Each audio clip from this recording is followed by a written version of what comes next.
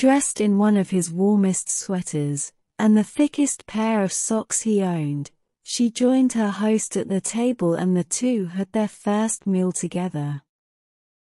Very quickly, he forgot his aforementioned policy of not sharing personal information. The policy that he himself imposed, in response to her steadfast determination not to share information about herself. He told of dim recollections of his parents, anecdotes of being raised by an older brother, the pitfalls of nomadic life, being on his own, using his carpentry skills to earn his keep from town to town. I apologize for boring you. Perhaps I chatter on so because long it has been since I have had company, besides whiskers of course. But not only that. You have such a kind and warm aura about you. And despite you not saying much, you are very good company indeed. I lied. What? I'm sorry. I should not have lied.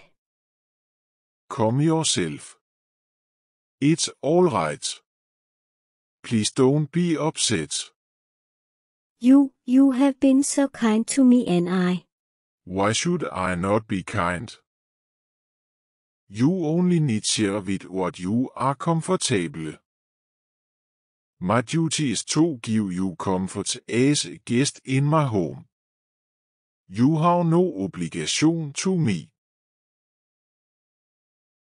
He calmly swallowed another spoonful of the hearty stew he had prepared. She traced her spoon along the edge of her bowl. Everything will seem less dire once you are warmed from the inside. She took a sip of the soup, and closed her eyes as the broth traveled down her throat. I want to tell you. Then I wait with eager ears. It was not by choice that I was in the woods. I did not run away from my village. I was taken.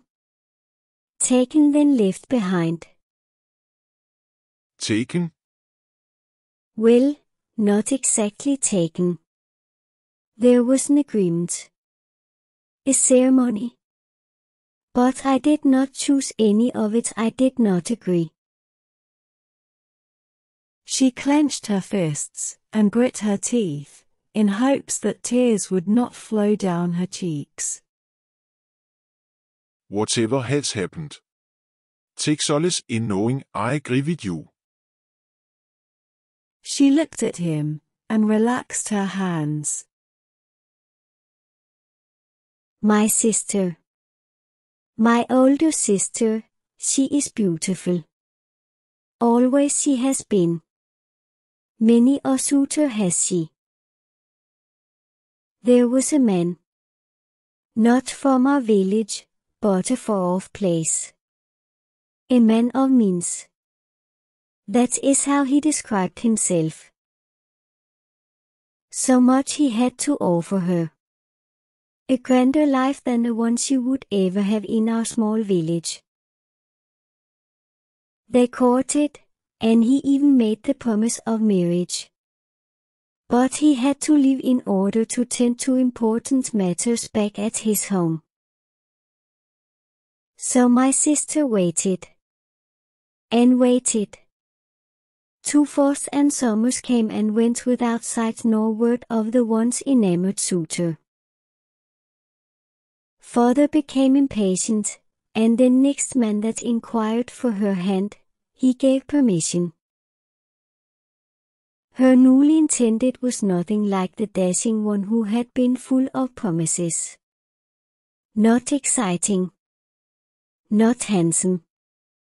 He tends to the girls of the village and is always prompt for evening supper. Accountable.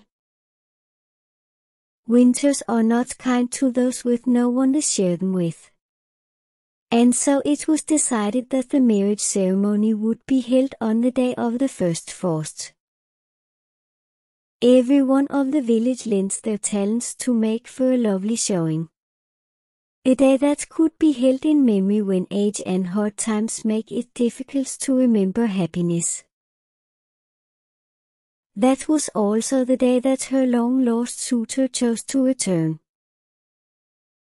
He came dressed in furs and jewels, and riding a mighty steed. He mistook the decorations of the village to be a sort of welcome party. But his mood took quite the turn when he learned the merriment was for a wedding he would not be a part. So furious he was for being betrayed, that my father spoke quickly to placate him, and before I knew what was happening, I learned I would be given as consolation. Consolation. How do you mean? Consoling. For him. Twas his choice to stay away. Twas his choice to abandon your sister. Why would you, the sister of his once involved, be expected to console him? Not only console. I would also be a bride that day. Bride? Married? The coat. The clothes. The boots. Everything you found me in, they were meant as gifts to my sister. Gifts he had brought for her, but I wore them as vows were spoken. I'm glad when I awoke here, I was no longer wearing them. I hope you got rid of them. I never want to see them again. She pulled the borrowed cozy sweater around herself tighter. There was meant to be a dinner. A large celebration after the ceremony. And indeed there was. But not for me. He insisted that we leave immediately. To stay ahead of the weather. So off we rode, one horse, one saddle. I held on to him and he rode so fast. Too fast. I screamed for him to slow, but he would not listen. The crop he used to urge the horse faster never rested. And when the horse refused to ford the icy river, he struck him harder. I gripped his arm so he might stop, and he knocked me to the ground. He cursed at me, shouting that I was more trouble than my sister, and equally as plain, that the dowry given should have been triple to compensate him for the horrible wife I would make. He then circled the horse, and I thought he was readying to strike me again, but instead he spurred the horse to a running start and leapt over the watery divide. And that is the last I saw of him. All by yourself. Yes. But I would rather have been frozen and lost in the snow, than have been forced to spend one night with him. Men of his type, I have been told, are especially vicious in the night. There are great many things I could say. But the most important is my offering to return you to your home. No. No, you can't. Not in this weather, too. Once snow settles, we can begin our journey. No. No, please. She bowed her head on folded arms, hiding her face. Storms are difficult to predict. One may last until spring. She cautiously peeked up at him. I love the spring. Spring is wonderful. All the plants and animals starting anew. That is when I found whiskers. So you have a habit of taking in strays. In his house, there is only one rule. You treat yourself with kindness. Do you agree?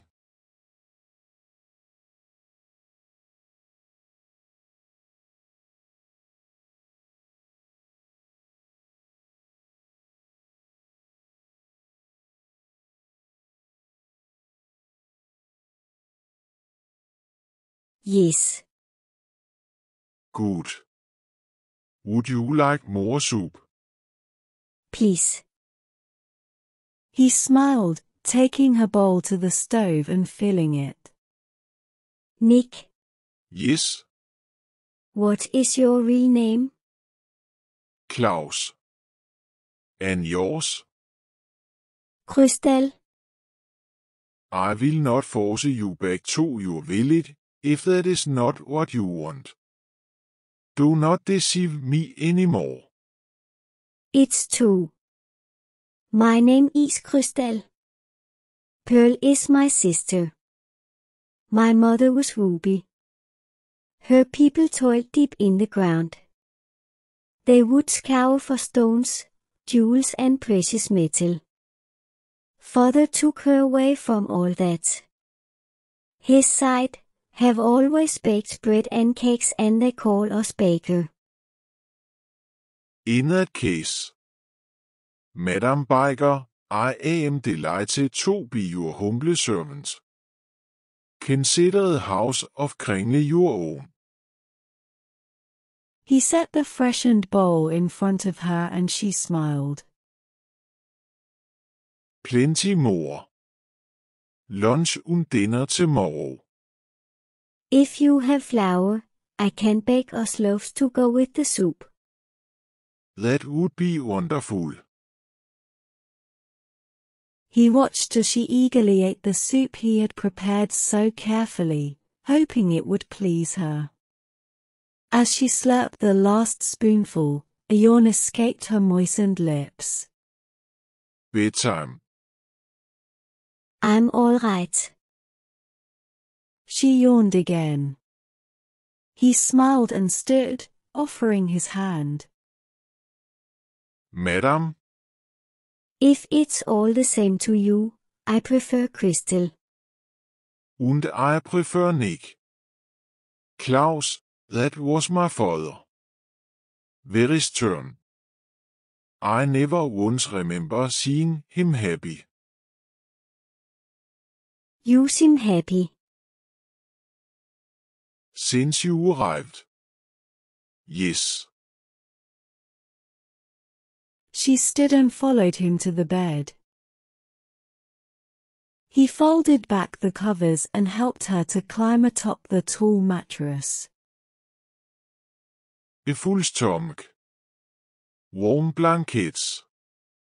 And a good rest will have you feeling yourself in the morning. But where will you sleep? I shall sit up. I need to keep watch on the flames anyway. You cannot sleep in a chair. I will be all right.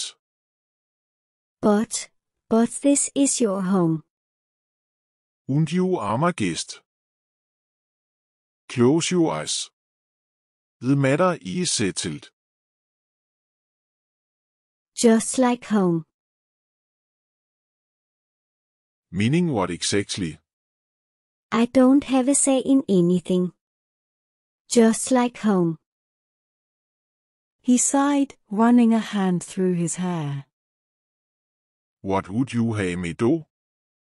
I do not want to continue to be burdensome. Crystal, hear me. You are not a burden. Not to me. Not your being here. Not your company. None of it. I shall tidy up the kitchen. In the meantime, I offer the suggestion to close your eyes and sleep. You are busy the tomorrow of trying to teach me how to bake bread. It's easy. You will learn so fast, you won't even need my help. I have much more confidence in your skills than my own. She scooted to the furthest side of the bed. What are you doing? Making room. If I'm asleep by the time you come back, you will not have to nudge me. As you say, madam. I'm in crystal. She smiled over her shoulder, and then nuzzled into a pillow. He tended to the kitchen as quietly as he could manage, and cringed at each noisy clank. When everything was put away properly, he gave the fireplace a last look. He removed his shoes, and approached the bed. With the combination of hunger being satisfied, and her body temperature regulated, she was fast asleep. He hesitated, his sense of gallantry fighting with his want for comfort. The comfort of his soft bed, but also being close to her in case she woke in the night. He decided to honor her wishes, and climbed into bed as gently as he could to avoid jostling and waking her. Not wanting to be left out, the rambunctious cat leapt, and landed on his chest. Show, Whiskers, show. You have your own bed. The cat stretched before winding herself into a ball at the foot of the bed. He shook his head, and laid on his side, facing the kitchen. Nick. He turned, and looked over his shoulder. I tried not to wake you, I'm sorry. She rolled onto her back, her eyes still closed. Nick.